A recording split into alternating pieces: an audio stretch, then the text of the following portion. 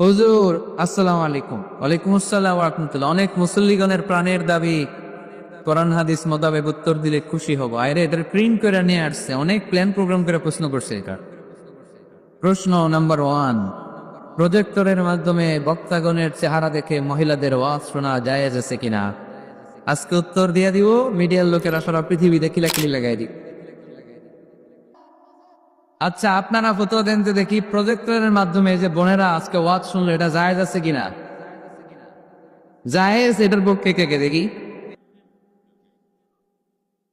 হাত নামা। জায়েজ নাই, এই পক্ষে কে কে দেখি হাত নামা। একবারও যারা হাত তুলেন না, এবার তারা হাত তুলেন। আপনারা কোন দল? জানি না দল না সুবিধা।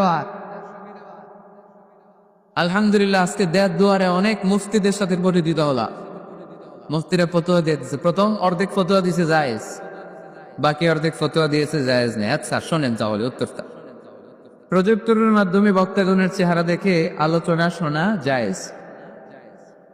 আলোচনা শোনা জায়েজ ইন জেনারেল। প্রশ্ন বুঝে নেন, ভেঙে চুরি বুঝিয়ে দিচ্ছি যাতে প্যাচ না লাগে। ইন জেনারেলি প্রজেক্টরের মাধ্যমে, ইউটিউবের মাধ্যমে বক্তাকে দেখে দেখে ভিডিওতে আলোচনা শোনা যায়।